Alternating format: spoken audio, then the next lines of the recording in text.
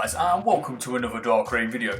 This time I'm going to be showing you my Templar healer build. Now bear in mind guys that this is very early days. I'm quite new to this game and I make a lot of mistakes quite often, but this is the loadout I've been running with in dungeon based content, especially higher level stuff. I find that I need a lot of heals on my primary bar in order to keep some of the guys standing. Now there are 3 veteran players in this particular dungeon, and one of them, my Fuzzy Hugs, he is, I think he's around level 27, something like that, so he can be quite challenging at times to keep alive, as can Killer Starscream. He is a Dragon Knight, he's a Dunmar, and he's also a vampire, so he takes a hefty amount of damage from fire-based attacks. And in this particular dungeon, every man and his dog has some sort of fire-based spell. So I'll run you through what's on my bar and how I use it in combat. So first up on the bar is Extended Ritual. It's basically a large circle radius, and as long as you're within it, you receive a heal every 2 seconds. Now it is a small heal, it's not massive, but it is very useful for your teammates because if they're sat on it, obviously they're getting a reasonable heal over time. It complements their health regeneration as well. But also the thing I like about the Extended Ritual is the fact that when your allies are sat on the circle, if they find that they're taking a lot of damage, I'm caught in animation or I'm knocked down, they can activate a synergy with it. So if they press the triangle and circle button at the same time, or whatever it is on PC/Xbox, once they do that, they activate the Purify synergy, which means they receive an additional heal. Very, very useful. It also removes one harmful effect. The next power on my primary healing bar is Healing Ward. Now, this is an extremely useful heal in those clutch type situations.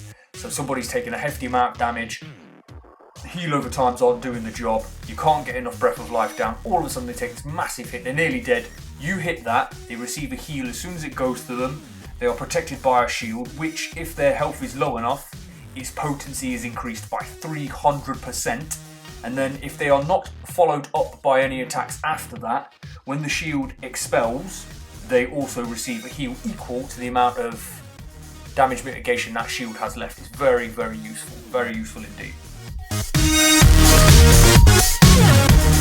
Next on the bar is a Templar specific power. It is Breath of Life. Now it's quite simple really. You cast it, it's an instant heal for you and 2 other group members.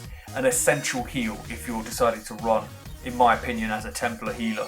It's the absolute backbone of you. It's quite spammable as well. You can just keep hitting it, but you will burn through your magicka quickly. So ensure you've either got magicka based things on your bar, or you have some sort of plan in place to regenerate your magicka, whether that be doing a charged attack in order to receive magicka back.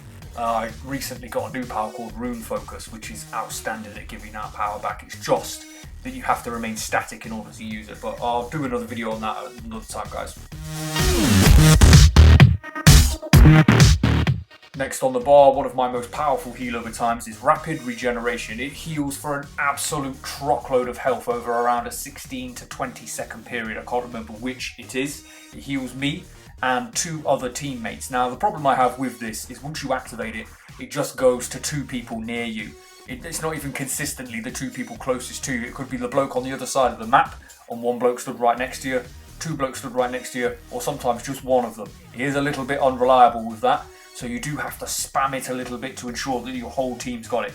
But it is really, really useful because it punches out a truckload of heals, really complements your other heal over times and your allies' own health regeneration.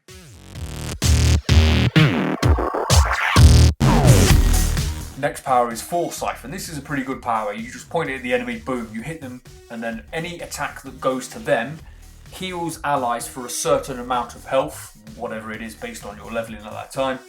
And it goes to anybody who is near that enemy, I believe. It's a little bit difficult to tell whether it's I place it on that enemy and then when you're attacking them, they go to you.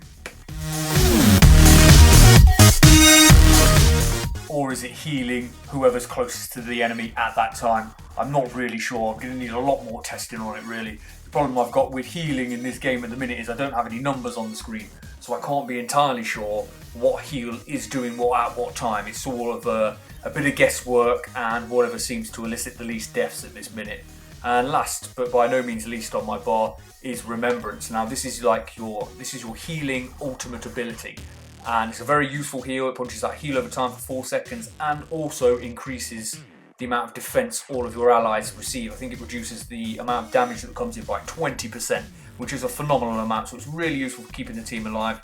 I tend to use this if I'm in a bit of a panic and I'm unsure where people are in terms of their location to me, so I'll hit that and it heals everyone.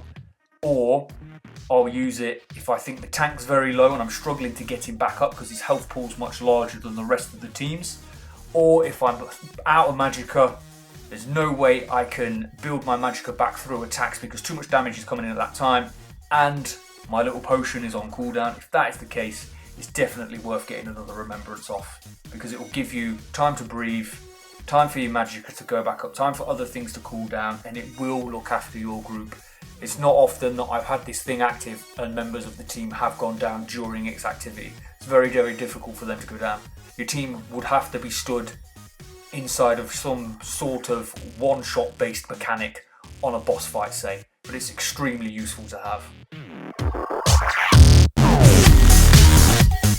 So that's it for now, guys. That's my Templar healing build that I've been doing at the moment. Still a bit of an amateur at this game, bit of a noob, but I'm trying to pick things up as I go along. So as I learn more stuff about Templar based healing, I'll throw those things your way so that everybody knows what I know, and it may help you in the future, it may not. You may know a lot more than me about this. In that case, why are you even watching that video? But if you do know more, feel free to post it in the comments below so that I can also learn, guys. Thanks very much. On my secondary bar, I do have a bit of a DPS loadout, and I switch to that when there's not a lot of damage coming in. But regardless of that fact, it doesn't really matter. Right, guys, thanks a lot for watching. We are Dark Rain, and as always, we'll see you in game.